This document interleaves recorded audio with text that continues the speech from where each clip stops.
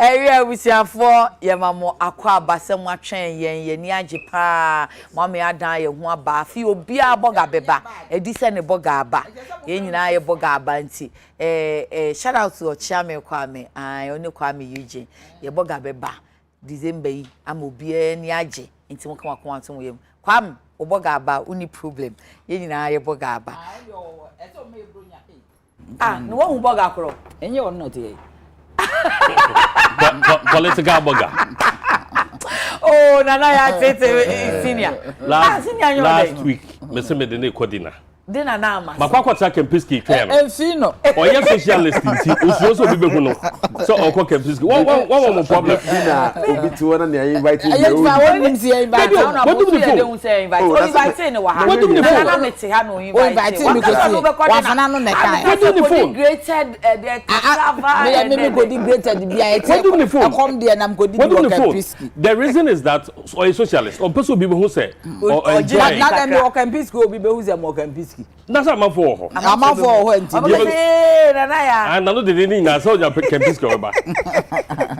Nana mi si mi DOP any crew no na ye boga aba. But also omo boga na senior no problem because senior so dey fie ni fie. And dey two burgers omaba. Last week go di birthday on the president Kofo. Ai ampa. Eti me call papa ho na me ba na insuo intimate me omo afre me na maye ma se me kwa ko case efi se na na ma ne doctor de papa me hwe ya ne se na ma de abeto na me say really okay tell daddy that I said happy wait they say anya frɛ obi akɔ me na say me omo afre me girl no de me ko na manda obeka chem say daddy wants to see you no one family edru party ne de one family ya negate bi obi atimi one frame intimi me koye case pa case sro papa na me take opportunity we fan obia last week or wish me well on my birthday Titu and UTV4 if I said despite not just UTV me crew adada for na am come hu bo mu na omoma eda no eyesonko two crazy sisters. Who can't teach him? That's why we got two crazy sisters. Me can't be awesome. Omo so be crazy, so can I feel no craziness in the more. But sincerely, I'm so happy and I appreciate Obia Wisha or the Bremy that day. Yes, I may say. Honorable now uni how do you be ma uni ana? Oh, you be na man trinkwa. Okay. Na me de wa na ma. Nyame. Mami bo kagui. Mami ti honorable ni be kwe wati obaba. Ade de bia. Me pray eye oni a ahode wom. Amen. Enye oni asika wom. Obi a wanyi o skapa ba bedridden. Yeah, it is nyame bo ho ban de udu pempen so sei. Na wo ahoden a na techemai dabodwumu aye adwuma enye ne dabodwumu na masada ka moja edi na moja so edi afusani mu ana asida ne de ma enyame they made me special birthday of 1st January nyame dia my baba birthday na is always special to me. Wow, my firstborn girl. Our no is special. Special, so special to me. Because yes, your boss will do the 1st January. Dr. Adekye. But you for for you are man for ni Mercedes. Hey, and you be Benz. Well, every years and I just come on. Yes. And you ain't your baby birthday. Okay. No, not some the special. Mama me penyin for ya kasa ni ma menyi omo chance na me the topic ne kra to dwa.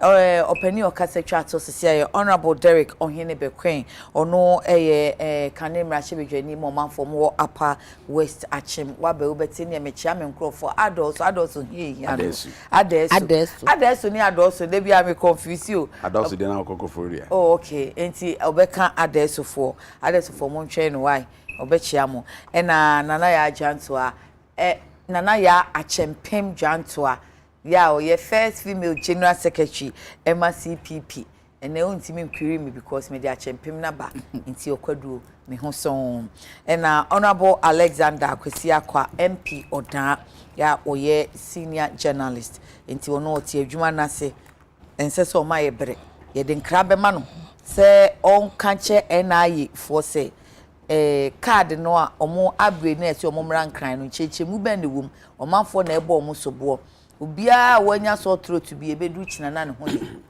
na wafa pro code from Kojak na ne ho ye na okonso onko hwehwe Dr. Ibrahim Anyas napko fo no so se bosome nso to no abo aha o tworo to ye den kresuma ye srofa koma ye wai ya man nkra fisi ono o ya manwini no science mtwo ni nti e wo se wo parliament kro ye se adwuma no eka ho ema ye ewura no mu ani ewraba ano pay ebere aka no ye de ba be bubu nsema nkrata no de aba no enu no na nsem be na no pay ba be bubu ho no ebiri mu no ya kasa se website ye ni ye foforo obi kura timi free mu no oni devset gi se wo kogi ni insurance bi ana bibi ni abusa ansan fe ne ye hu devset so emfa so na se ebenya data ne anya ne ya se esese sa ahyase na woni free na imum ene no afi local government minister say birth and death for ye omu collect omu primary data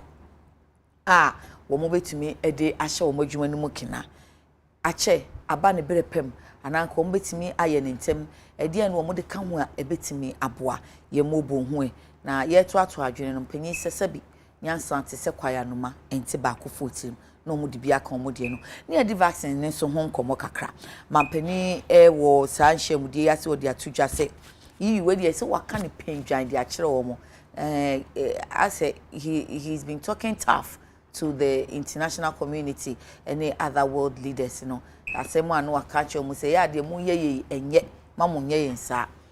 COVID asem de vaccine de waka ma ne de waka ne pendwan akere mu say asemo pese mu ya na mu nko amukum nuru ni so na mu nko amu yusu entimi nya adwuma saa ebise mu ho to mu na ya ka ye hu anto ya ene mu boa tete 44 the best time we betia for him na eno no mu no so no what say na ebinum say a proposal say basisia no ahyase ye adwuma say ukokoto kawem change na bia anhye ya Ghana Health Service any ye airport company limited omo de ba betu dwa say sesia say wo bedru na wo mbo pane ani bia wonya take over vaccine any ho aye de be ma ye ntimi ma onfa me science mandatory vaccination no ye say ahyase an enkrata ne de ba ye say akwantufo be se wo ha ena efi nura na ehase ne ba no kwa no ye bo wo mu na afei yaka aduane ho nsem food security ni pa be se opepem yensa na echi po ahensia empem ahensia ena wo munya aduane ebere esese wo munya mu omunya dodo esese omunya ena wo mudi nso ahode nu esese omunya no wo mu enya nti e ba sa ene na chese wanya no wanya ni nyina ade a wasiko no wogina nkwanti anti ne tie wotwem no omunya aduane eni eno no enti yebeka food security enso eho asem pacho me da puka relax ase se waye me kels fefefe ama na watching obi ase oh ya kelsi fatal misi me da mano ase enra me kam da mano ase no na boy piece there be nkansa akase me da mo ase and am so correct sir enti o man for me da mo ase pa mo am ofi am kan fu me nyina mo twa photo no mo san dia breme a me say yes those are my people sanye ye no medamo ase ne mo me puka relax and the mamie PUKKA now the hair naba lax and LUX as in xylophone with the E aka ho obehu no Instagram we na chakwa wo Christian Village na owo Dokua Plaza no emu Odukwa Plaza no wo Christian Village wone shelf filling station ho no and ye offset fred 020 238 7656 020-238-7656 and now 024-8383-927 024-8383-927 Puka Relax omo number eno no afi ekwan ni mo atene na enakura de em say me chair ya omo ba antemti I didn't see who entered first until let me just start from here honorable nyoba say we dey machia mo ne mo abonkomo awie enti moma ye nhwa asemini enka vaccine kane ana se birth and death registry all right I'm say medical adawase okay na madam manfo a share this program so as usual say na woni mo no mechia me manfo wo upper west achim yes e adesu ni mpesua so edinka ma ho afishia pa kane ye wo man mu e wo man titire mu ni nyina no is about development so man e be konanim and nti akwa ahodo a oman ne wo no obia wo na dwuma eso ye den oye na ye kan nyina bomu a aboama mpuntuo aye na dwuma ye can birth and death registry na one of the organs under local government it was established in 1965 by Act 301. Oh, okay. It is one of the longest acts that has operated under the Ministry of Local Government and Rural Development. But eno a cheno enso interest we medie basis brain out of experience na wi peye menua menu nyina gitum say the work of the birth and death registry no say nimu aman ho do so the way they collect their data, the timely registration of the births and deaths and other encourses our mind. One of the structures under local government are me to media would you media day and kuyi kra. And kuyi kra. Then very oh, because okay said to register death and register birth is all about data collection. And kwarahi so nya data na wa collecting it timely na cover even if it's not almost cover a lot of the people are ese bre ese any bia ese no utu ene enkwara hi na ye be wo hospital no obefi hospital ko no na ya capture no antisa so ko aman wudro bi so a from the hospital na no they are registered. Some of the resources some more no. Thank you very much. And anything I imagine can travel say, your cash structures under local government are underperform. Then it will come to the question of say, they na ama won underperform. Okay. See, I ensure say ye yebeka sa no, yebeka sa kusiko. Now the local government minister per se, omo ye nwo adwuma no mo ye ni yi by capturing all this data. Then we have to go back and look say can no then a ma wo mediate osi and no na wodi aba no one of the major issues resources even oko assembly I've been a DC I think you know for 4 years oko assemblies na baby a wo nte kra no ya da bia no birth and death for na she corner the smallest room maybe kra we go and find them under the environmental offices. They are not well catered for by experience and I know it happens in other assemblies as well. Into how do you expect edumekuni ya etisa laptop crowd munibi and then as a war resource it's been I'm telling you honestly recently local government revamp NFA one first nanka they operate independently in the assemblies. Wow. And now you can watch one in most of the assemblies one more separate area. So let's talk about crazy see a boy when you about data collection.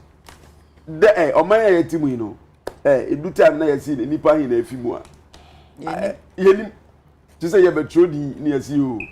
Fafa ayi anu ka okwa agisa o di nipa na we ni poster. And now who be a chese we wu na o di akona o di akodelete. We can't run a nation like that. Intino emre to say if we are taking steps to resource them to do their work very well, they will capture the data.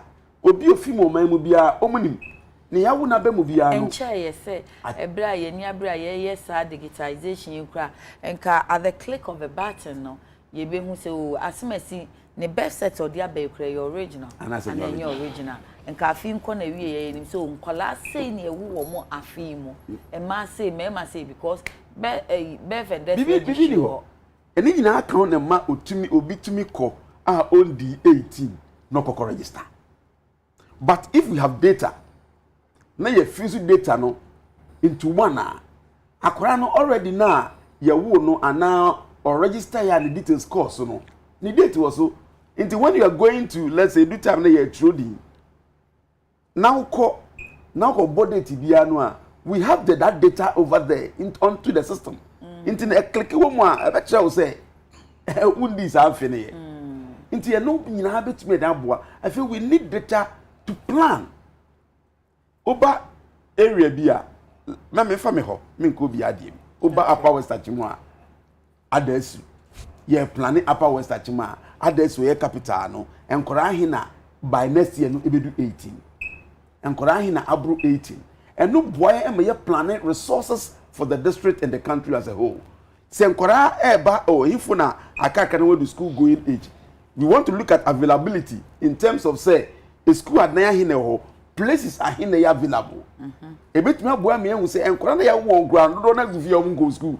Okay. Because per our data no yenim say ebia afia ye be komi no per enkora ewo ha because ye wo now that so use services in the district and na ye be capture. Okay. Various clinics ne be capture. Nti yenim enkora ya wo no mo da so wo anan wetu kwa. Say no dey ye bedru because say bia no tin na say ye be resource o mu say ye dey osie be ye oyo no na. And no tin na hu hia say I support that cause. Okay. I support that cause say let's give them resources because your institutions be wa see e boa won a bebre wa ye mboa won nti won adwuma ye ne enimu ba ko ne birth registry nti ne abase ye de ani ko ho a ye hwe ne omu hia ye hwe resources omu hia ye hwe ye can resources we are looking at capital, we are looking at human resource and everything ne ye fama won ne wonya kwan for because adwuma na e da ho no e adwuma kese because sabri no ye onipa bebre they are not captured. Be brave. What we need a friend saying, how do you call it? Birth certificate. They be no a man for call and walk with fake ones. Or be call a brave here and say, oh here ya they know. Until if you can even go back to capture those people, obi o ha the records cry only ho obi ko ni maybe ye wo no and our friend saying. Na yet me capture because you see you be dependent wo one man eba for na there will be a backlog. This is many now won't be yet there. Let's well resource them because it's an issue that me I support. Na Ghana ni bia so no me just say obia so be atum say ese this edwuma na ma won ne ma normally no aya na ye kasa ye ntu wana mo. Oh, we want them to start capturing our data. We want to resource them ni akoma won kapre. Nti edwuma ni here see ni bia ye. Nti we back to square one. And let's look at the bia yes, administration, no. Then we are looking at operationalization, the operations of them. One better office in Kuto and Nipaba. And I want to know. And now they will move to the communities. And now they will put, how do you call it, their staff or have some sort of collaboration with the health services. Now, you traditional birth attendants crowd. Yeah, okay. They are trained and they are allowed to practice. And you know, how do we get all this information periodically? Are we going to even involve the assemblymen to help in collecting that data? I'm saying, yes, we need na. I'm saying, data. Data is very important. Planning begins with the collection of data. Who person you media bia na wonni hu records or say nipa we say the city ade we do in the say na wo ho a wo ya wo ye ne kwa. Eno be mo hu adwuma no ne so a eso ne wo hu akade a omo de manwo a omo ti dia eden e dia wo ye adwuma. Thank you. Na na mi ntie we birth and death registry afi ye be ma wo mo akade na ahye omo adwuma ni mu kena. Baby ayedru.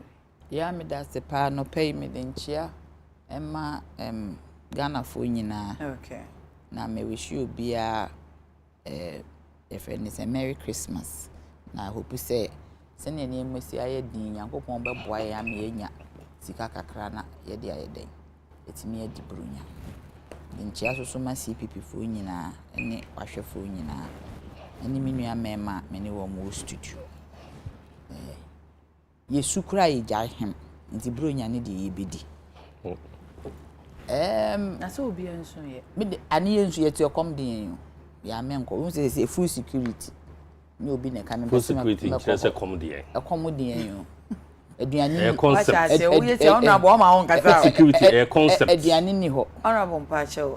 Ya so no sir. Just the full security concept. Aduane ni ho. Concept e ba reality. E bra ye nya aduane. The bra be conventional content. Ma say aduane concept e come kan. Aduane e come kan ho. E come kan ho. O kan e come out nti o ma me kasa. Ma me kasa Yesu kura ye jahem. You say ye bedi bronya. Ebedi Kempiski for. Ade ni say me hamper square ya ready me dey bro. Fakomo su children's home. Onye hamper. Onje hamper. Onye. Meje say ye me no mo nsa nti obra me hamper now you know what's in the hamper me near sichire nti they say me ye be special you too hamper me near sichire na me no mo nsa nti hamper mo ame oh na hamper no ye decide ni tina panyina gum ni fufu hihye you too data shows hihye me no me twen wo de no because me hu say onnim mo yeah, the point is that it's a very good move. Say, my buying person or resource a birth and death registry. The death side no crowd there. Me register because we need certificate na. We need see nipa. But say the way cities no na crash. I crash aha. No need city. Enumpo ni cities no. But a crash is where. What am I say? Na omu ni equipment. Kuro omu di be keep data. So what can say be a birth certificate ayira no mo hwehwe ma mfuturo pa ombekwa akoyi ede na fimi say me sure say birth certificate because me de ayira me ko busa kora me hu but e good say aban decide say obey the obey resource wo mo one of the institutions omo hia resource ko tun ba bi omo te kora mpa areho oko hu ba bi omo te kora areho e very very sad into a very good move.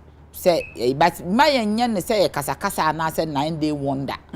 What am I say be a political talk? Say within few weeks. And I make us a man political talk. Okay. As I say, omudi ye, omu jinaso no mutimi eye. Okay. Because a very important to say a helping in data collection. I wouldn't nipa womu tiase, nipa ye de womu. Send ye be ya even cry no say. Voters register no krasa ne honorable kan it can help for us say ye betimi ayiyi sansem ni bia ya na esisi obi wo ho a woni 18 no ato aba obi wo ho a wodi obi a wawudin ato aba sa ne ma ni nyina sa wantwi wo voting hu nyina ne betimi ayi ena ebe boa electoral commission so no matimi anya the requisite data because say obi wu a betimi akọhọ no matimi ehu no mayi afri o register a very good move. See betimi am Ghana card ya ye enu Ghana card ya ye ni nyina ebe boa ma if ye omo be synchronize data na because nko data no na omo wo systems a keep data no a enu wo click ya wonim say amamansa wa film enu an ye wo akua ya wo no what you say nti enu bibi ti say birth registry there me sure say ne de enkoyi because nipa bebre wo omo nkonko register. Even in the cities, no, a dear and a man or I now, sometimes hospital register. Say birth, what will birth? Now, say my boy, my choir birth set at all. Why a birth and no money by amount? Near Biano. Say one Abaco, would you wearing card and register? You cry one yet on your birth set. You cry, no crabby moon. This is what debate 18 BBSC. Yes, we have birth and negative birth and death registry. Okay, any passport. Aha, any passport when you're going be too. And now who say ye the momo be breno. What you are saying, it's a be from an on neighbor as a so called momo here identification. You go for P identification because of collection of one or two things. And now for documentation. Inti be a wono kro bi an register no. Oni birth certificate. Enso so odi 18, odi 16, SSC etimi ye bibi ma no. What am I say? Inti no, very good, but me feel say omo wie so a ya kwepe wo mo nyina wi omo nsa and make sure say obi a wo man mu a wawu no. One want find a way to contact families to find out so that they update their system. Hey, that would be a huge task. It's a very huge task, but as so much me near who the otiase and yes edin sembe beba because I see we wawu near the din akoye say I see it me clear sa na ni nyina ghost names in a bit can it help in a way ghost names ne dia me nim ba bia na efri o so ghost names nipa o mawu ana wo ye ghost ni tia na omo eni adwuma ni mu omo ni adwuma omo didi ho nti ghost names dey betimi aboa yen in a way ana say dey betimi aboa ase wo tia na wo si wawu adani aboa dey be say ghost names ni dey I am say afro omo ghost keke na ghost ni dey omo politicians nim ghost no because ghost names dey be ghost names wo ho ye ne me start ye adwuma wo GIPC nya na ghost names wo politician too omo wo abem politician nya ma abem mu da ya e ma abem me baba mu 1960 1979 79 yes Hillary man PNP. it was CPP Cause me aban ni CPP. Yes, na mo yende. Ni aban ni di. Na CPP a wadan ne ho. Debi ni. Say de na e wo ayi. Aho ni aban awake PPP. Amafo entiase. At that time ni aban ni the name CPP. All right. Yenkrofo yi. Enti mo buying this guy. You buying this guys. Krofo we no. Na mo de beje pa. Ye beje pa ye beje biti wo mo. Na mo de ye dey. E na o ma san akwohwehwe akire ye ku. Na nay. Enti no, a very good idea. Abaya ya idea say why ye na dream say obe resource. An institution like birth and death registry. A very important arm of government. I had neglecting for a very, very long time. Okay. And see, may to me say na, minim say local government minister no so there or can't sema or yo. Oh. Dan the oka honorable Dan Butcher or can't sema or yo. And see, I believe he said, I mean, he will do it. Or you need to be or can be beyond to me. I won't start it. No, I believe say obey. Na, ye na so ye say obey na, and we be a why say. The boano so ye nyina se ye bona chidom na etimi ye adwuma. Honorable mintie we. Yeah na ye ni pese ye digitize na nkwala ye wo mo a be kakra ye de omo nyina be koe na yesu. Se yetimi epeja birth and death ni mu a. Ye enough se be mo computers nko ana so mo nya software krampa. Eno so be boa ma adwuma na wie mu die. Na me da se memfa nchi agase mama de hye wa chim da. Okay. And wo mo enya bere hweme. Na minya ba kasa no wakasa se nya political talk de ya ko ya no de besi se ya enua pani ya wofa dambotwedie waka nko ade obeye na ntina ehun hia se ko be kasa political talk ade se nya ono waka no political talk na disika ne beba mo na mo de be ma no ono and that ministry na no na sebe se obi kaso be bibia no ahwe nipa no ye rei wono ene the Ministry of Regional Reorganization nsa abra ye ba ba mu fufuro to bo modin atoto ya se Ghana mantem ahodo ne echichim yante ho ntokwa yante ho yi ehia ne se yenya 6 additional regions yete na anye ho ana yante wo yete batanye ho anka ba bi wo ho no mo anka wo chiche region mu ne de otimi manage crisis. Yes, and it tells you of the caliber.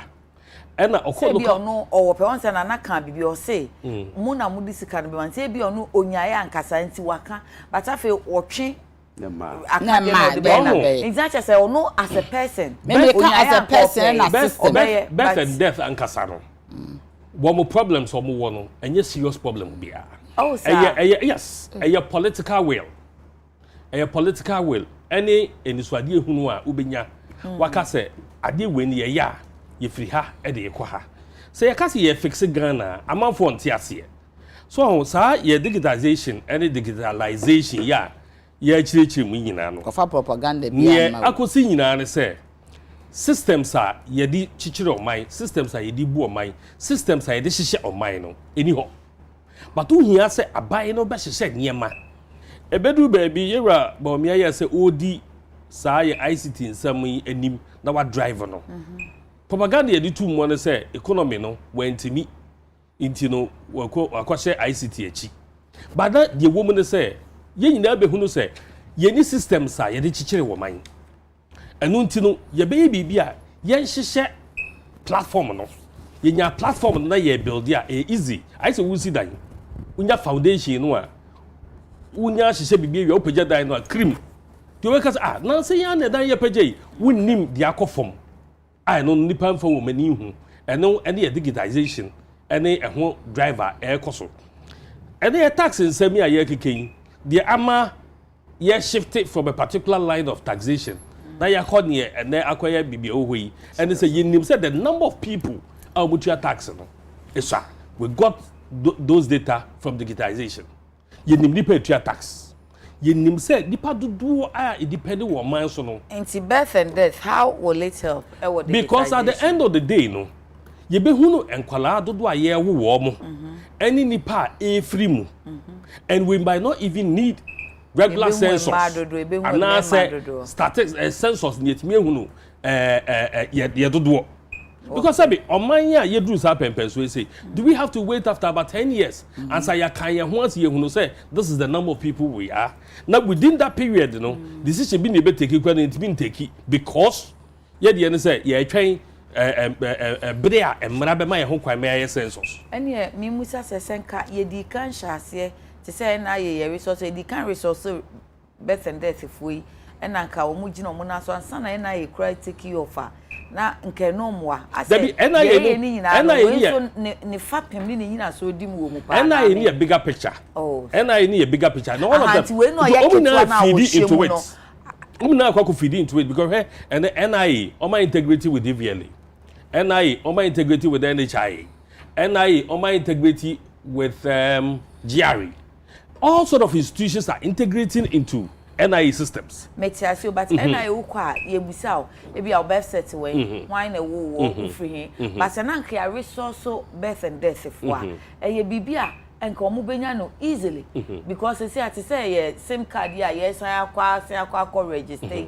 ni nyina say ukwa some of the questions same card registration you know aba because we are now setting with our NIA data internet no ye link it you know NIA is the mother body you nim say no yenya na finchim authenticated no now everybody can now feed into it. How can it be authenticated if this birth and death for no yen document na oh there be na enkwala ye ba be wo mo any wo a say be omo ba be free mo no they are a small subsection of the general populace. Now unim say bi mo ha ya wo mo so mo ni birth set no mo te Ghana obviously uni bi but and then say okwaji NIA you are required to go through this and that is why so you are required to go through this yes say any enka wo kan na adwan ba say any enka wo say we no kra nka ya ye dada and na me pa so wo hwe birth and death reorganization ya enye hu bia sa o okay just that opepa no na eni ho na opepa ni no people well obviously say a policy makers and the government nearby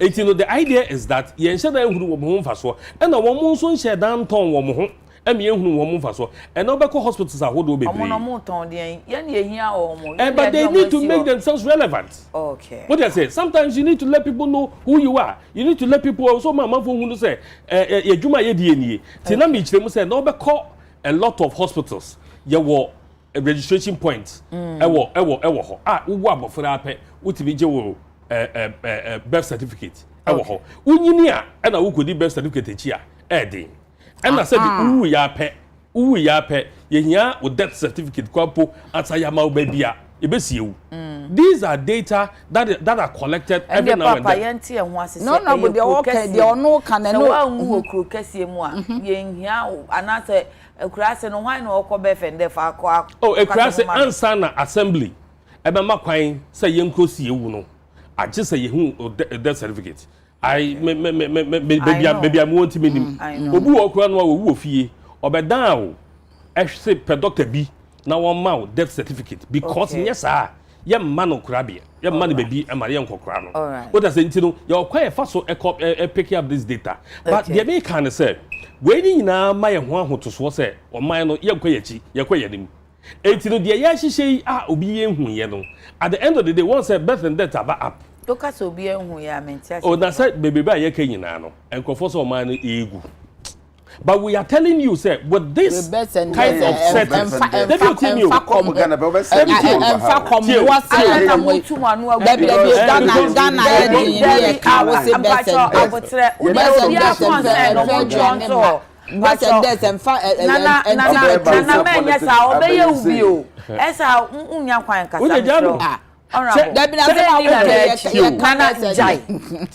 Pacho, Nana, the air can say, on my year chichiri.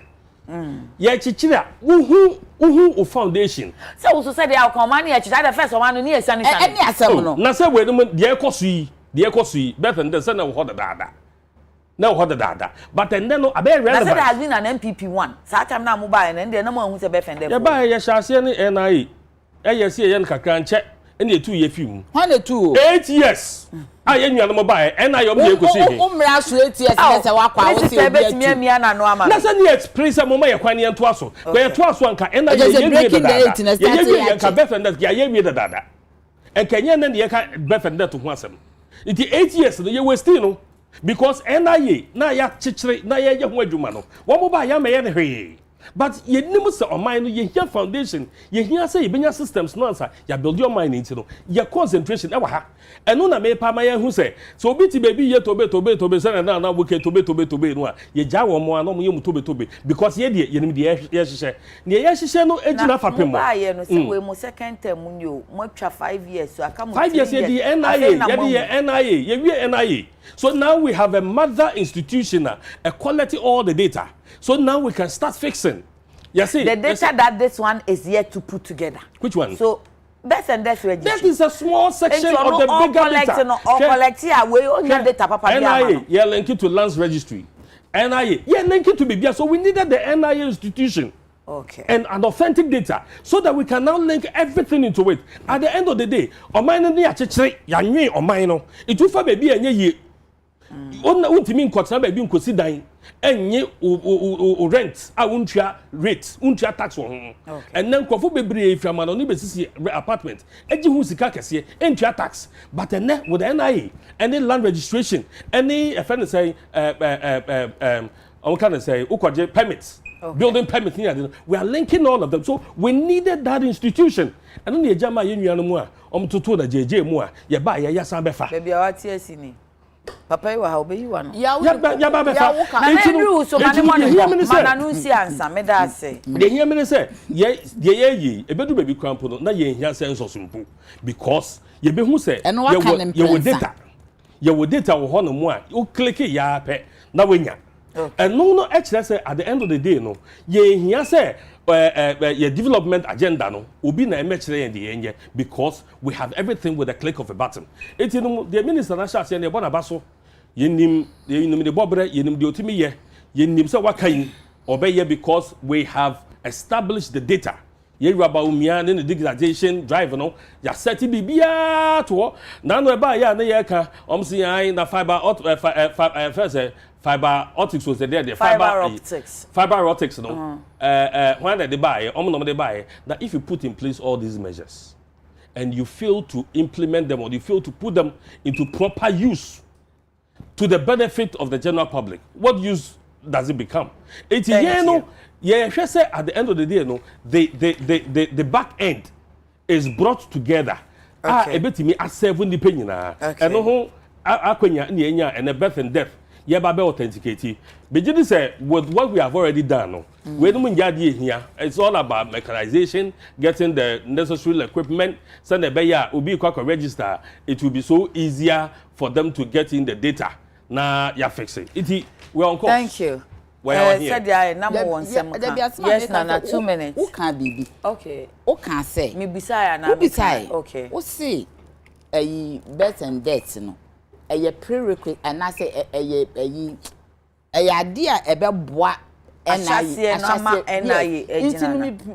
also there be but me say you find say birth and I in me kwa register me find my passport almost the birth certificate and a quiet card what I say into obi wo no need birth certificate but when in fact let me say card be a will be a mobile sound to Uber provide all the cards the passport. Oh, the so passport out the voters ID, or driver's license out the no, but Okodra or more primary material here. But could don't be bisa who way be no aka ani, who way be no aka. But then to offense or more per birth certificate. Next me say me bi and I make we be me here birth certificate. Next obi a when you be what I say. How do you even go forward? Into the what kind it was very relevant. So as I see it me a year no first. Eshe mukena. Na ye man ye easy, or more patience ye easy. Say me cry no me wo me need birth certificate na say me wo document be a date me. So one can say here or say it me a bottom up or can be a man one can say to me. So was say you patch na wo can say but me man me that's the implication and I say can be a man your former you can be a man. NIE NIA na all these other institutions feed into it. Hence it's a basadia then it is up to down. That's it. Because I was thinking that you hear birth and death registration so then it has to be bottom up. But it doesn't have to be one approach. No, but because we need side documents now. And then wait me akwa ye there so me that say honorable yes honorable say you share a topic now. We were looking at a developmental approach to these various structures, but you share with me and I'm almost at propaganda now. Hey, propaganda. Pacho, Oba mua mekaya, one will find you so no me intimia. Propaganda. Obenya rebata, they agree rebata. Pacho, me to me channel in the bro for. Propaganda, they are expert in it. Yeah, any propaganda you. One district, one fact. Nana ya be miana no medana se. Now, ma young common. You are talking about digitalization and baumia. I think you don't know what you are talking about. Hey, baby, you don't know the I'll prove to him. You don't know okay, I will draw. Would them a yes you? Who person me yes? So you can say. Thank you. You can't digitalization or digitization whatever. We have two aspects of it. You are talking about the infrastructure and you talk about applications. Not all yet a friend saying Mahama propaganda. Say we ma won buy ya won timi am be hwe no. Because one am ye no nim efi munim ya moye. And we keep on telling you to let Ghanaians know any man can say. And no bro for na bad. Pacho me dasi. Me kwetire. Krasi ni baso de bro for me de koy. Am man baby a am say mo fu munti no. You don't appreciate nyam beto ye. And we keep on telling you because some man adwuma near over the vision of digitalization in this country. Or yet to ho. No so guso na wo ka say wo anya bre anye. Obi nya brea nka nye na mu bedu ya mu funfum hu. Let me know. She John Dramani Mahama. Okay, infrastructure no ka no. Ye mana hu. Over 1,000 kilometer rural fiber network running through 6 regions. No leye. Fit is South Akoboko. Say no can say fiber optics na mu lewi e na ko. Me ba be che no. Thank you, me ba be che. Ye ba a friend say urban. Ye lay 300 kilometer radius metro fiber network within Accra and Tema. Yeka other data centers is here almost 119. Bisana say one metro sani manua. Nko bitima no ye nka also buy no because without that infrastructure you get my argument you couldn't have gone on to do the applications and instead of you appreciating ya obeto ye onipa na onya vision na oni maybe odi o mining kono what be based on that infrastructure no and yes some of the applications no you don't sit here and try to rubbish that person you kind of visionary leader only the importance of digitalization to this economy Ghana or to treat to any John Dramani Mahama I'm giving you all God this data na ada na ya moye mo ho sa ade no but say any ye nyina ye adwa bie so you should have told him so one can't try to make kai no man can't no ni baby of ya was ya oso no oh yeah oh so na baby neba Ghana ya oso no ya get them now Ghana I withdraw my infanto home oso no ti akoko so me no ya adwe pa on that very subject oso no ye twa wo wu na ya me so honorable ohene be pay me kasa on that subject Obe kasa rubbish John Dramani Mahama ekoye no. That's why that's what I will do. Please. I rubbish the former president. Please let me go. That's what you said. Mami sisu dia. Okay, say. Mami sisu record. Then who can decide if no one ya? Okay, may you see where the former president. Obe tell you. Maybe what you?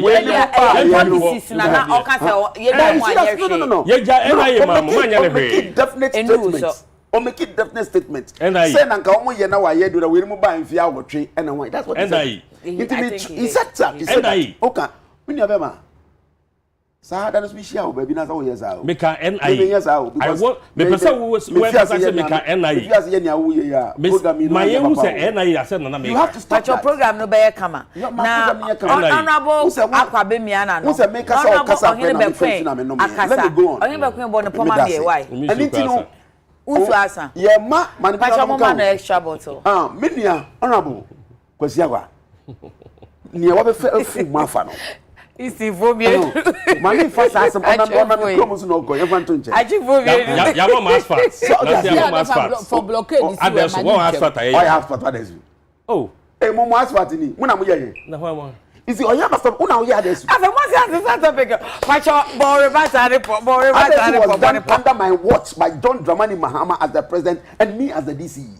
Mama ya adesu. Asphalt. Hey, no, bon so munya de also my hey on abu claiming yama. Okay, yes, man can see I do krotia baby on masa.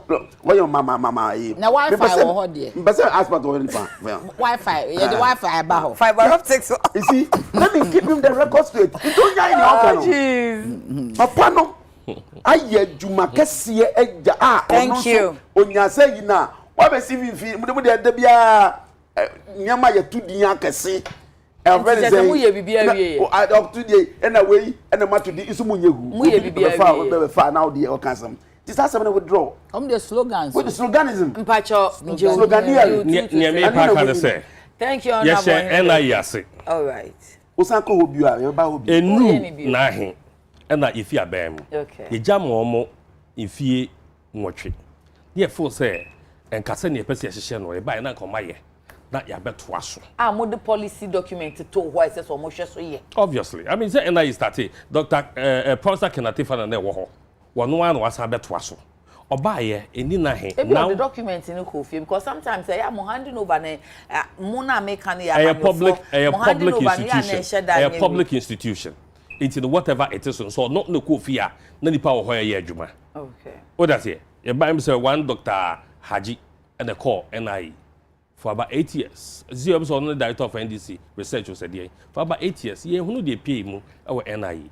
Ya buy answer ya babe. But you see, they may patch and say, ye who know say what mine no ebe kone ni mu a ye hina foundation, ye hina fapem. Sa fapem no and ye chichi through NIA. Inti NIA ye bibia ye springy. Omo ntiase o. Wobu hu kwai fa so chichi o mine no. Ka say ntiase ne mama na nka muka say omo ntiase. Ada mu kwa na mo te de mo. Aya na eyo mu hu because they had the same omunya the same opportunity. Omunya the same opportunity. Omunya the same opportunity. Omunya the same opportunity. Omunya the same opportunity. Omanye. A comedy na yaba ene ayi. Na ye Pedro Sema. It ya ye. Ye Sidi Sema. Now it becomes easier. Then amoye wa for us to spring up. By the way it's going yes spring it up.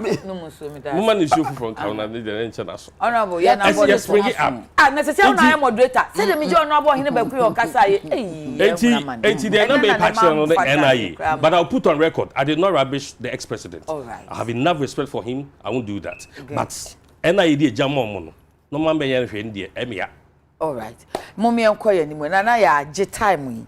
Now dey say o pese o ka 3.6 million o mu ni enough food. Me COVID one sem na best. And as o pese o ka mampani ansem a wase kire ni mo aka kire global leader. E wo me fe no chat here na on to aso. There be ya ba kire.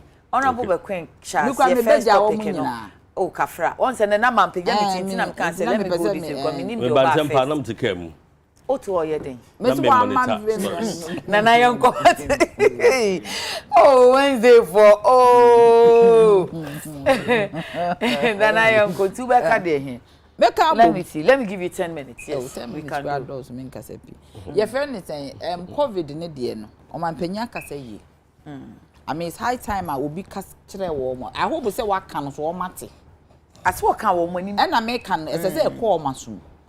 Oh seriously because I hear me they say wetimi anya akukudo na gina wo manim akasa asem na akire wo. What did they meet because omo ma COVID ni look like yare. How?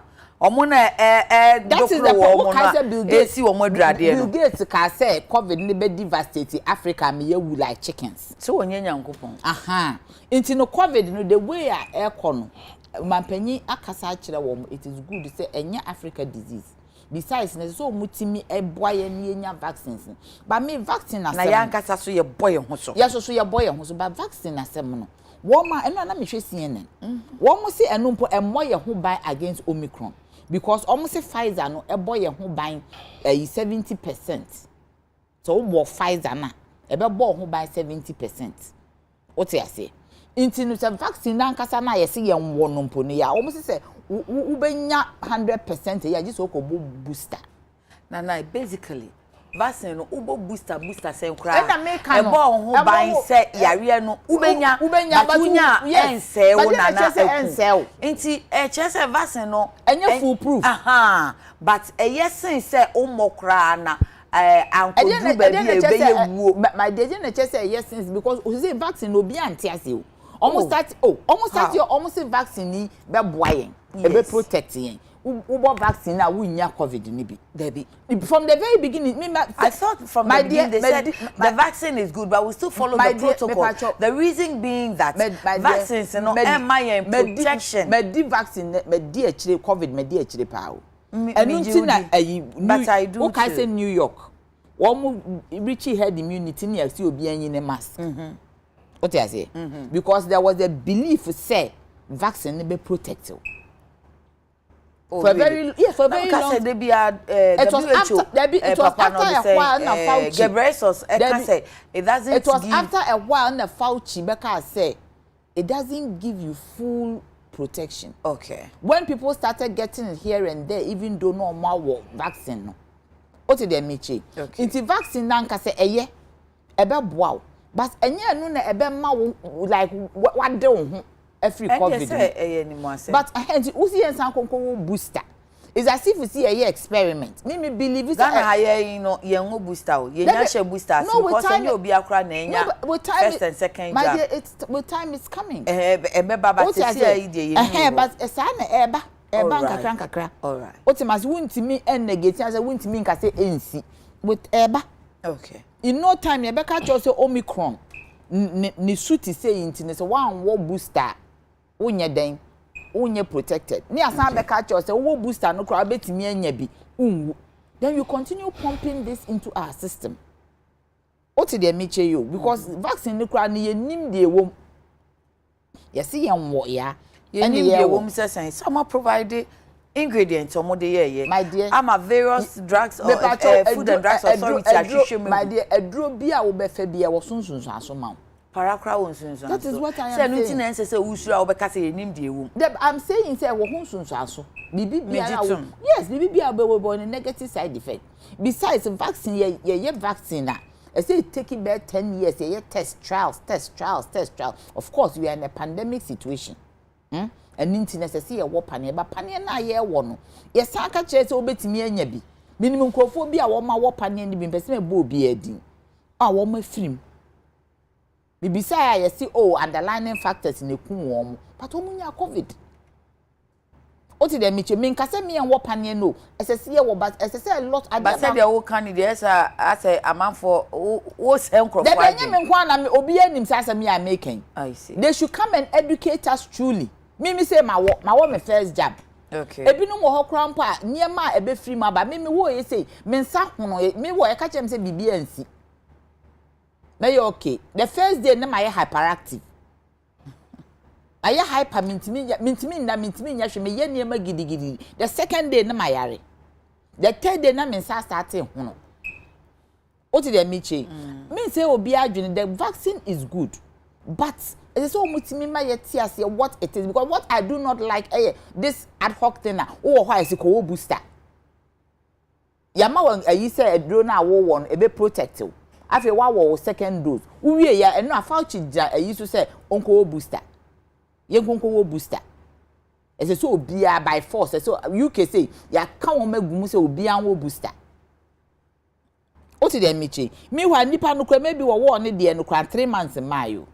4 months ni yeso on sanko obusa die benti ne yenwo obusa die na ekoso me believe as some president akache on do akache omu yie and look at all the restrictions on dey to yekwam and am ntimi ntu kwan ma ho and am ntimi and I am happy you so president dey ato well na the UK yi woni ma de go ntu omu yie ban no woni ma de go ntu omu yie eye me den ka me Nigeria ni anka me eye me de Nigeria catch omo sese wo mo de ban ato omo so de ban ato omo so ntu feel say anything no of course because Nigeria market ni a big market and anka ye nyina ekwo wase start yes e wo ye nya ye goods mpo and services anka on betena se tena Ghana ni Ivory Coast be kan bom si ye koko ni e be determine price emre be president kan ye ni e be determine price enya mo na mo be determine price.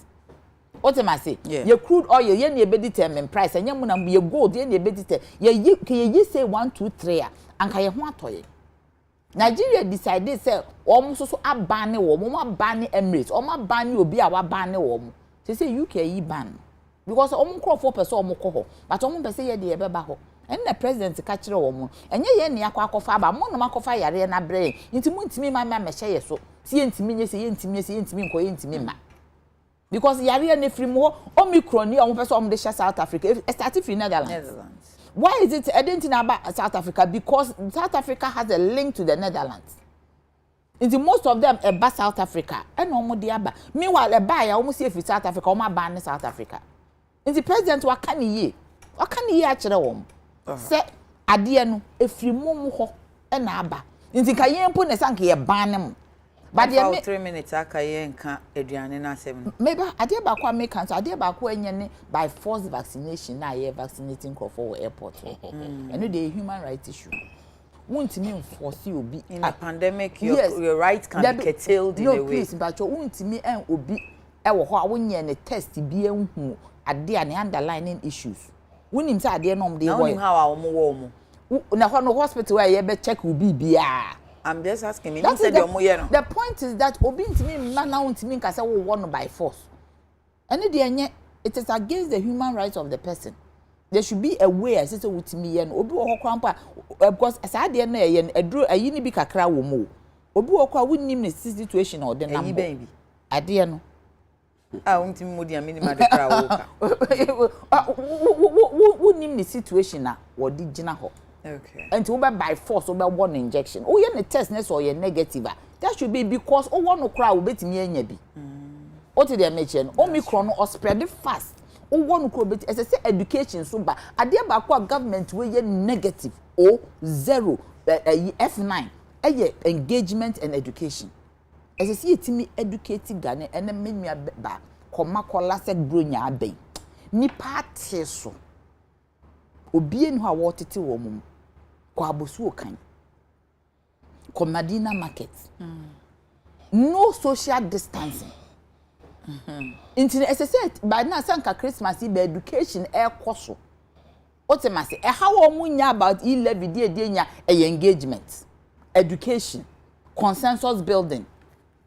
And no de omo F9 straight because omo nyinkita ho ba ku say.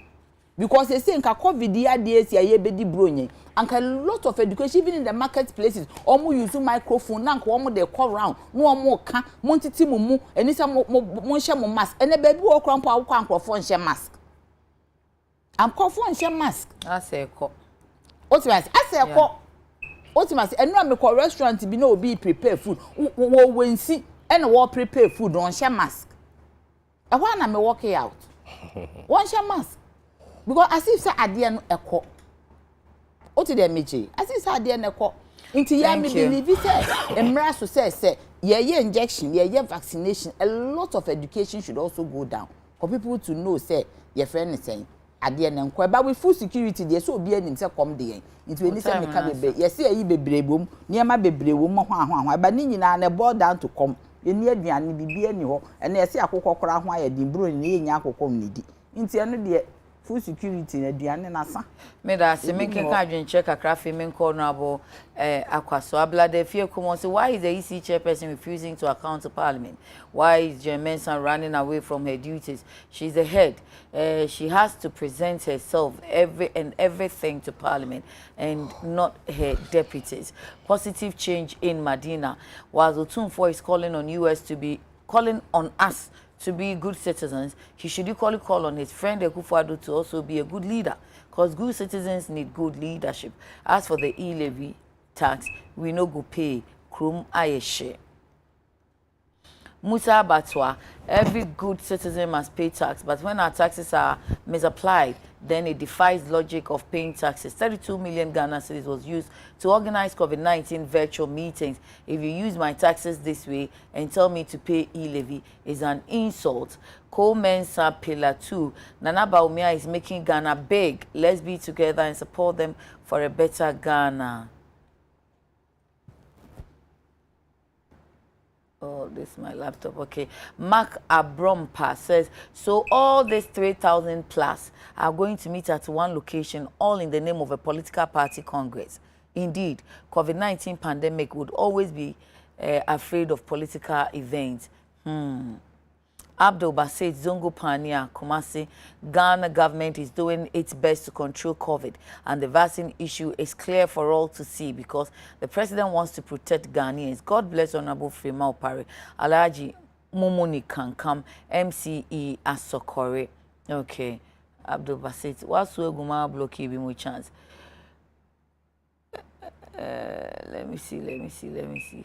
Oh, laptop no also wahano. Any may namako honorable Akwaso. Okay, fine. From Eja Bata Denta, payment of taxes is not the problem here. The problem is the way and manner in which our taxes are being used without listening to the plea of the ordinary citizens. The 111 hospitals Akufo-Addo promised, how many are ready for us to use? Okay. And then we can't kakra na machoki because laptop no or yeah stubborn. Honorable Pacho meet 3.6 million or COVID. Young COVID. Okay. COVID. Bienya ba kasa no kasa president wenya kukudru ene amine penifo ni bi AU penifo no akasa. Na everybody will say president is talking tough.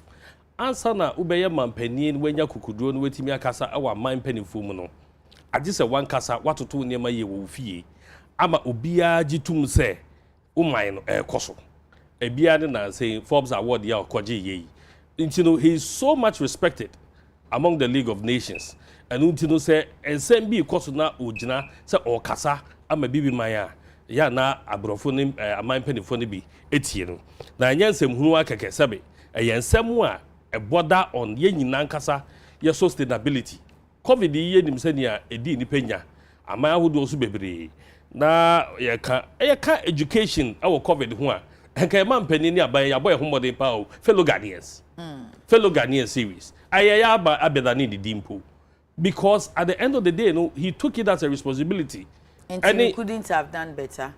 Fellow Ghanaians, well, Nana Pacho. Well, send ye. We are there's an extent to which you can stretch such an argument. And na nipa no a for so ewo makola ne wo mo bope so a ne mask shaye de ni ade nyina. Nti omu hunu se obi ewu out of COVID. Ebi mpo nyi ni se wo ho no mo. Ebi si ne. So kan say ade enya fellow Ghanaians ne ye. See him say ade. That's it. But we still have to continue because a responsibility. It's the road but you see, oh boy, to an extent said ni panua. Womo obo the road na ma womo no. E be your imagine say, oh yeah, COVID no mo I'm sure you know. Na your border road na yen so e border road no. Ye di mrani su bia na say ye di mrani so enu ti na ye conference e be koi eye ade a ye vaccinate wa nwuram. You bet check up but problem ne say vaccine no enye foolproof we are seeing na so yesa enti say wo de no ye nyina so say no enti mu come meetings last year sa mu ko mo campaign ni amaniama Ghana Health Service for no koso kan enti me de na na ka say the ubo no form no I take Ghana Health Service out. I think they did extremely well. Na mo ye dia mo ye eno ano masia hyase mu nyi ni se e beko bronya beba no na afa case na koso sa no ma show leadership by example. Your conference aye kwai ya bodwa ye de atodwa ama manfo ahunu enhyehyɛ ya ye de ba betodwa emma kwan emma untimi mfa covid nsensem bia be nante ho full proof pa protocols no ye di ni nyina eso esa sese be ye na omani cry. Honorable Kafra, ma memfa o time no why you 3 minutes me ba me do 7 minutes aka be ma no 3 sir. Oh why you o sha say 41 it's now 44 mature to ho enti ba me do 7 minutes yes bibi because wo shiashi wo East Legon ti ye nua be ma Benjamin ni ayi efia de ni agbo ene efre no ni akwa aba mi joso saya ni saya mi joso ni agbo Sister ya me joso. Aha, ede na esi wo shiashi.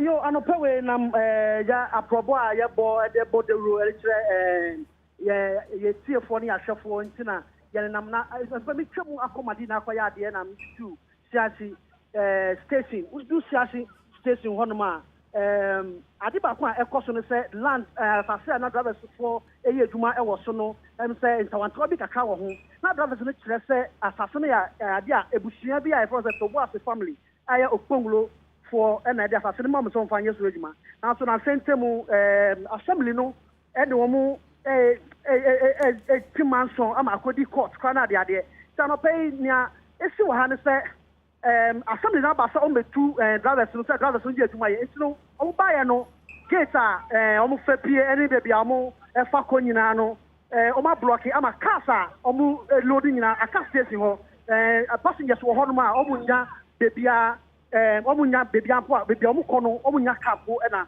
omu e de akọ eyi na drivers so omu ti ase ntino omu ye se omu ye gidigidi kaka na wona police force so e ba ya warning shot na de e be pie mu se e ka se no that say drivers no be e ko police station mi jira ho na minya century ba ko e to crusading guy from Frank e be pie mu ha so se no so be for report no asa e so tawanta police force na omu peja no e de akọ ti mi no ka se ka makwata baby na meye report asama apiemu ewo siasi station no no wow enti yenu ansem choni na ofi different station no so omo ache no omo ache no na ka drivers for no de police station aden wanyi ni card anchiro mo se mpacho me yensem choni yen na gdo no omo hu pa se yensem chiro for but asem no esiye no omo pam yen na se yempie abonten and but because of that, me load videos now.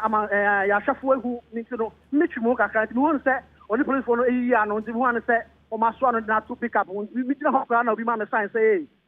People with you. We can't look for baby. I may file a report. Hey, Ninia, why are there? Nia, oh, uti say na uti mudanu uti kojano kwa share baby no. That could me do photo back to TV. No, so no more who nia go no see ojano kwa te baby no. And ya why are there pa? Enti shots we we are na utwa na we are ho na timu twa. Yes, cast no si wa munya baby a enko. Omo timi pie omo so a just omo timi nya hwe omo timi nya adwuma na because a block case ni na. It is what the car ba ko eti.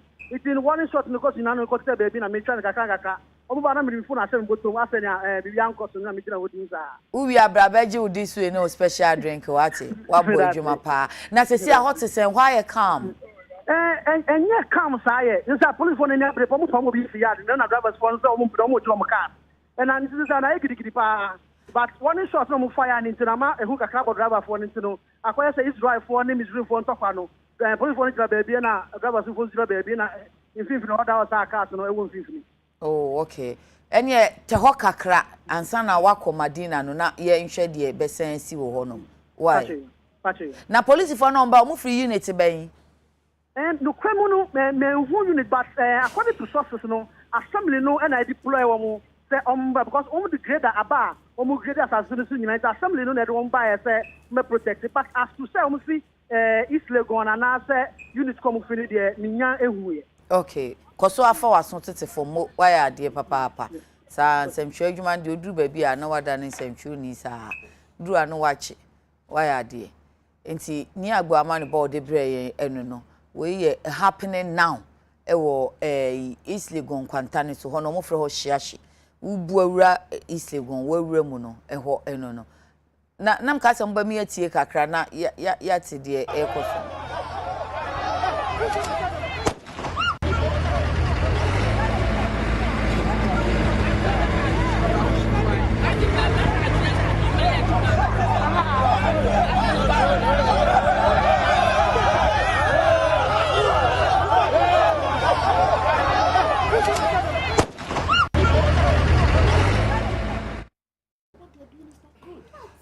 Enti DSC was shashi no. I don't know ade bia na reinforcement and say empenifo ni omo bekọ akoka say fi se mabru no so ayo madwen say na say drivers no ni omo wait why omo madwen say debi. Sometimes it's not false, it's just jojo. See, maybe somebody will go and just jojo with them. Honorable, we no cannot go uncommented because one of the things I was see the home komo.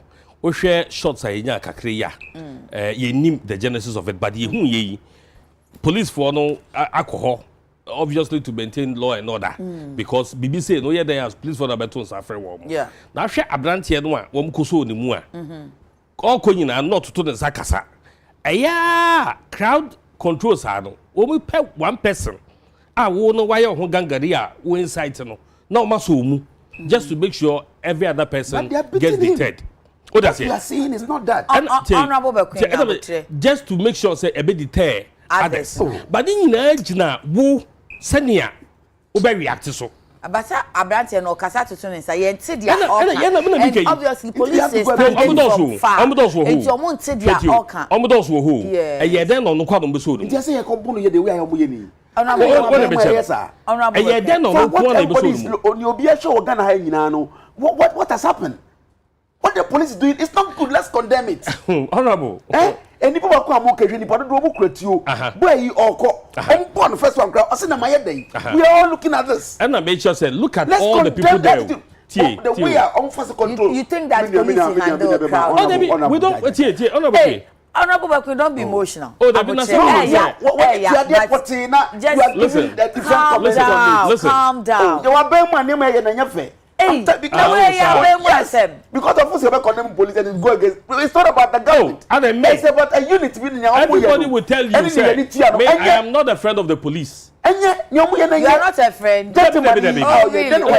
Me, I'm one of the first critics of police. Oh, okay. What you're doing is not good. Because me fans sometimes almost fat too much undue power. And the Minister for Defense was on the floor of the House. Okay. And it was during the question time. You know, obi yin sembianwa. But you hear the police to protect us. No two ways about that. But not to abuse us. There was here when they say at the time where we say police for no about many abreno. That's what I want to draw the attention to.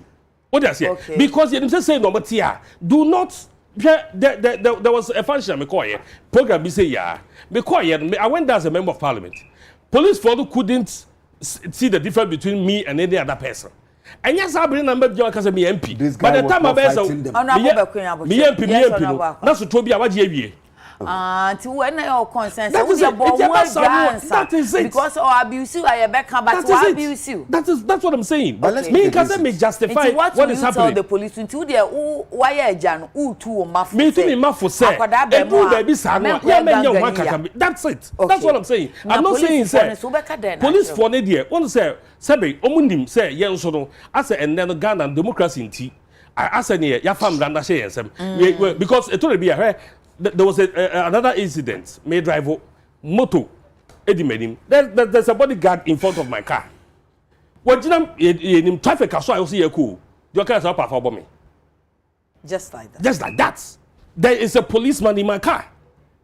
But it tells you, Fabon is here. To say you no bouquet. I said never than you so. Say police need to care. We am pinty. The general book on the Jordan moto. Ever seen quiet. Ganga there 70 billion. So that's here. We shouldn't get to a point where people think it's Emraya Juma and now so yeah, I become radio so and they become institution so and it's always been the same. And I'm not surprised at what he said. Say, I am not defending the police, but the American say, yeah, to your home.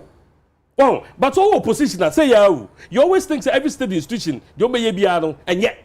Because the state institution at the end of the day, no, about coca. And also more kind of profession because I say all politicians have their first professions. More profession, I'm more kind, but mobile politics more. I said, Doctor Krawunim so nim dear or Becca assembly say no. No, I done no. And it's the American say, Usha Brantian one. Nipple will judge the whole. But one and all to the circle. Oh, many abre, oh my back, Sabi, oh my back. Operation say no anya ho go so enye the same operation here na timi eto abo mo na timi kumbi omdo mo ye nkofo ma what they say it no do baby sa na hu say di braba no atwe ho because the first instance no say wo mun di tell di pa mema wa comment bi ansa na maba honorable ho because the time no when you say ho si nya kwanya to talk to people at times you have to be fair and found baby a ugina me ma wa be mu why na enye fair wa wo ba be mu ni ni ki nyina ni ho but the pictures that we are seeing the pictures are show Ghana phone nyina hwe bi gentleman here okono nti say then o kan ya ese ye kobo no because he wasn't fighting them eba nti no police for no say so mfa say wa ye wo nti say police for enum ni nsia ni nyina ekobo no Kafra, what you your point and I say? No, but the point no maintain the point na say o say enye say o ka say police aye ade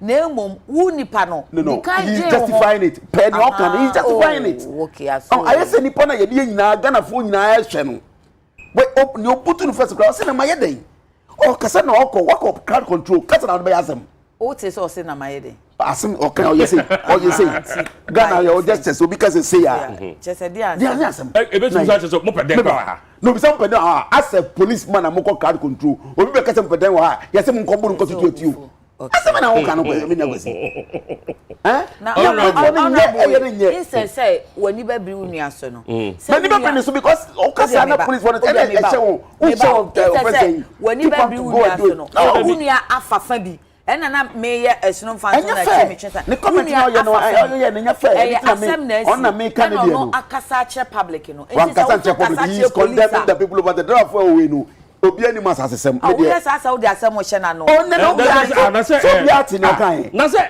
I kept asking him say enti who patches or see police no anye ni yi na me can so say me condemn whenever you are in opposition me say me mind say me ni mani tua no police for na anye ni yi police for no anye ni yi say you just want to talk to the police for the people that I see I didn't see anybody fighting the police and as a police professional power to the people na ko crowd control na obi ko ka bibi na ko di achi a we ni onko ye yi se dom no doso na ko da won ntoko a ke be ka samanfo na ko ye den any police wa kokko they should have done that not 2 or 2 ye then na si wo ho or 2 to je then na si wo ho a ni ba ko obi an ba ho ye look the next person then you fire obi fire say ya ke no okay I didn't see that one. Oh, no, fire away. Fire. I didn't. Fire. Fire. Then what? I didn't see that one. You see, police what? What you boy ban? You can't see mo nyina. But the people ni papi no mo a eye sa de no. Enti ne aka no sa recruit na mo de akose mu no. En na ma esa problem. Hey, baby, afemu dey. I said the one can be. Ni pa na wo no akose se mu no sa our friends saying. Thank you. Aboga boys that's why we are seeing this because can get na police for you ni mu no. Won't be able this way. Me de maka. Oh, you offense. Then I put no one you say. Opposition because say ya unse ma yedi. Ah, so enu so ntia me da. Ya bi enu me so onim se me de mitimiti sim. Ade na abome so na me pese me hye Ghana for boss say CPP government omo to mayen ya. Sa se no ye nsi. Ya sa wo hwe ade wo se me to me hwe din eye komo. Nkola na egu no omo ni adwuma.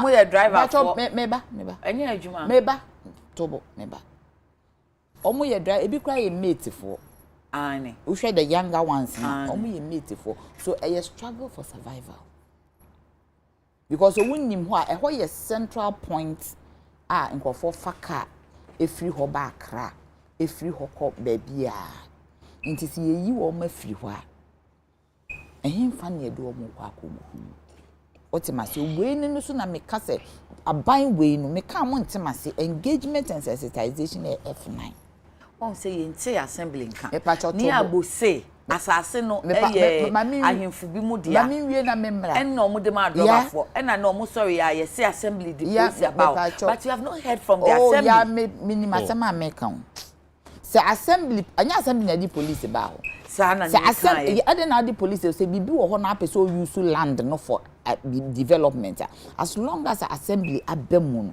it means assassin every family ninsa into identity family na amfa ayi police ama ho family na be ka chom so omu tu o mana yenti o mu side that is the point so I am saying say you bet me a draw conclusion there be the assembly the police but it means assembly has an interest in the land riot bi esi wo obi akumobi krono esi wo o kasa no see ye tu o ma free ho e bia family the firm assembly o ti dey mention ye tu o mo free ho and I am say resistance aba sure because eye duane asem na kroma ye hye e kom wo ho o ti masinti kom de wa petrol board den o mu ti bi kra ntofi o mu to no tot na o mu de aye adwuma e bi kra mu nya o mu says opposition kasa but the point is that se obi uyi obi anu aduane a se otimi ne kasa se otimi ye nhyehyeye se mi yi wa firi ha me de wakwa na make us say assembly nka assembly na yen hyehyeye just that almost say yen because you said the eviction won some city wo Ghana na assembly almost wo mo nkwa wo assembly no wo ya ban no e say wunya abotrema wo mo because me see say wo mo besi mall na say uni assembly mu dada me ni mu say yen ma assembly na make us say my yen benefit of the doubt we hear benefit of the doubt what for police abay your benefit of the doubt we nipa na edili wo nya akromfo o matena ho for a certain period of time wo a certain arrangement with family no family ni metro mre wo mo say muntu so ya twro mpa eye mre because wo aban no nkola we ni kanye mate na ko mo be hu se mre na so emre na so ansu yo eni nipa na kasa nipa hu se omo ni omo kasa nipa no akro mo eno no nche se obo kokofa police there wa edinti ne ye kasa ADR arbitration omo GPRT omo mpanyimfo ho ade na omo ne omo nkasa ansa na wo ye wadwen se let's say omo union because GPRT yes omo union tebia not necessarily GPRT yes. Omo union there's a more bigger umbrella no GTRCC Ghana Transport Road Coordinating that is it omo umbrella no omo union no omo ba means e ho no kwa de omo mpanyimfo oko station bi ampanyimfo bi na rule ho no correct what am I say one wo kasa wi ase kasa sesa bibia o thank you any the way ya wo be kan de ko so de watutuo otutuo na inadvertently e ko bo obi a nipa na wu asamaba nkole wa risking a life but also wo ye wo employment ama the youth enu bi ni nkola na nya adwuma nya wonto ma CPP government ni enko ye nim na Ghana nkoso Honorable Berape Apo sa ye COVID ne lack of food no ehun amame. Some 2 minutes quick na. Aduane de ebi ni ho. Compulsory vaccination ne de. Hadwene se ebi e de o ma no tum e ka se.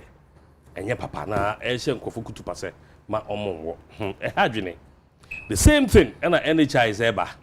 Politician di omho ji mu na yenye careful na obi akase mema obi ngo omo se o mama force omo ebisi wo mu nyintumu se munkowo I see compulsory na omo kanya vaccination so that say intinu na me beke NHI say by the same thing but as politicians aya enidie ene aya amafo de maye omo de maye no mo maye nso sa enidie mu ye se de beka bia no enkofo fa no seriously anu ntino ye tufu a ye ntufu a beboa obia ebia ne de make NHIS sa ne si ye Ghana card on say is ah ebi kase mom ngoye ene nkofo esa light tintini ade wo mo ansa atwa ho kasa de na mama for esa light o Ghana card se condition amode aba ho nti sa na beba no sa na vaccination so eba no se ade papa bi eba ma ye nwia ye ho enkogibi na ye member gina on kan chen nkofo se enye mama nka se enye yesi compulsory one dachi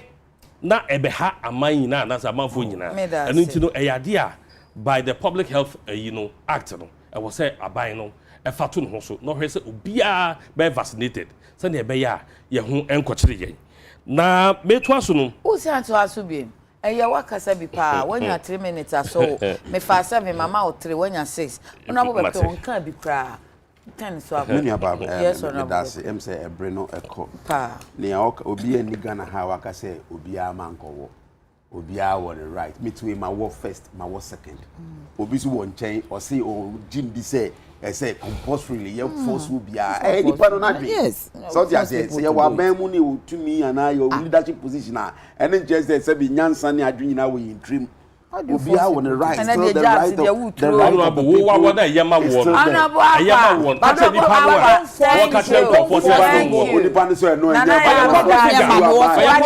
mama men comment public figure you know it honorable akwa nana ya no public figure me dem food security hora all right ye wo man mu ha and yet say the policies are bad me kai last year is your toy abroad pie yes planting for food a job na my brother abana and they are nana say you jai planting for food and jobs no brother we ye jai na men kan den na say last year export no na nka fi su na export don't you see the Burkina bro we so just here you this morning I heard someone asking in one of the programs also one me try baby asa we are wasting government money matka several say uko mi krom no uko oden krasi a yem papa no ma kuya no wa na bon wa edo wa hama mienu no eno ana omo yeden omo do. You see, it's a policy here. Now we're looking at where the government goes because I've once said it, the energy is in the youth, but the land belongs to the elders. So you say, and to the energy to go into farming, they are going to full mechanization of agric. We are still doing our peasant. Your sure percentage higher agric, just a negligible percentage. Until if you want to improve that sector now, let's look at bringing people into it. The people you want to bring, the energized ones, those with energy you want to bring, are the people who don't own the land. Until me can buy a year program be who cook in Tampo area where the vast land, then or prepare the land, then they parcel it out to people. You pay the cost, you farm on it. After harvest, they take the offense and they produce. Then you pay the cost. When you and we are wasting fertilizer. Me say you be me to fertilizer, NPK 250 cedis. Me say 250 cedis. So just say, don't you say 80. Fertilizer ne ba na ye dia fa ho akwakoton. Program no change ska. That no we heard the agriculture minister saying say everything is okay and yet wo man mu. And so ti na wo kan akokọ de. And then kwa aye west. Inti policies amode ba nya munnimu ne aban we yemfa dia kese ento program so. But ade na eduma na nkasa no monye and you are wasting aban sika. And Ghana for sika. Ye di ohia e ko bronyam. Near the coming so I day, I could bring him. Bring show with you, Papa. Akoko anyhow, and Emma Boyding. Yes, I was said to my name. Plans are why into open our mic on Tikasa. You see, anything yet the right now, we can. Omadia Kofa, midnight or kind of events taxation, you ask them. He levy idea by Munkwan and Modi tax bar. And deny the basic principles of taxation. So, because taxation is all about taxing my revenue or taxing the expenditure. Where to make an American comobia, when so tax it, made 1,000 comobia, what 1.75% was 72%. Nia, only one Subenyano, oh, me patron, but manage Obamu crying cover, Casa. Also, the command, also, oh, Pacho, Honorable Missing Casa, or muting a mic and it's war Casa. Elco, Nenim, Fanasa made 2,000 comobi, no matter 1.75. Also, the Cocomobia, Uncle Tad, you. I am more referred to VAT. VAT and another Danko for the president. A demonstration could be preco those days, you know. Na vata ye taxi wa de ton one na service will render. So you take friends saying mobile phones now one makwan em use on platforms they are providing a service. So you can tax the process out of that service provision. They are taxing them already. They are taxing them already. You see, and only 1% now offense saying omu tax no. And the one super say the same momo na yetia omu ji won. Say omu say ya can say Ghana for kakra bi na tia tax enti omu trim. Say some no can me I've asked the finance minister to withdraw that statement. All right. What I can say one of my 8-year income tax no niswa. The formal sector niswa because everybody in this country pays some form of indirect tax. Yeah, indirect tax. No. Who track what your indirect tax? Who got tradia? Who got fuel? What your direct tax? Who got mackerel? Store. What your direct tax? Okay. And it's on country and say they want to formalize their find a way to bring people into the formal sector. There are so many areas that move to me, and yet obesika or the cover be. You can't say my yanka. You are the only you are defying that principle of taxation. Which is you either tax one income or you tax expenditure. Mami ma yedmo wo chameka me ko mama ma furu wa aba mkromu a na me the fast system no so a service provider no wo taxing for that service or di wo menchen 1%. Misika na me dey ko no so o ko te hu bi anya mpi bia ba na be say jwa we Moe mama 7 minutes can I close now? Me da say nti ye kire won say Ghana fo won ti won bro nyan aya won kire petrol yi suru kwa na ko eba from nanse mu world market eba from nanse mankasa bra mo bo no mo hwe nya dollar yi ba o me na ka kire say we wo man yi ya wo exchange rate ni be dey be expose won hwe na expose mu akodu nti o man aho kire wo Nana musipi mu slogan na yeden Forward ever, backwards never. Obi see me musaman. Forward ever, backwards never. Okay. They say Ghana call backward. Bonye, the Ghana beba forward. Bonye, honorable say I'm ready fee.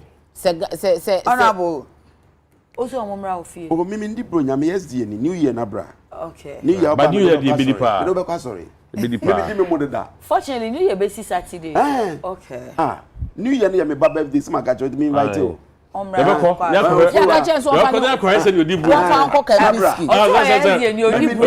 Me New Year. You are to me there bra. Oh, you are doing your diabolics. Me I doesn't know. I don't know what is going on. Honorable Derek Ohene Queen or your former MP Upper West Achem.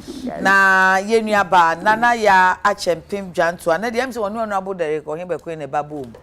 Hey! Police phone na ade. Ye ni abra ye chichiri CPP de ewu ye ni. Ye na me ko dobi association na me chichiri CPP. Shede dance aka black. Oh, mo colors. Oh, colors. Aka black.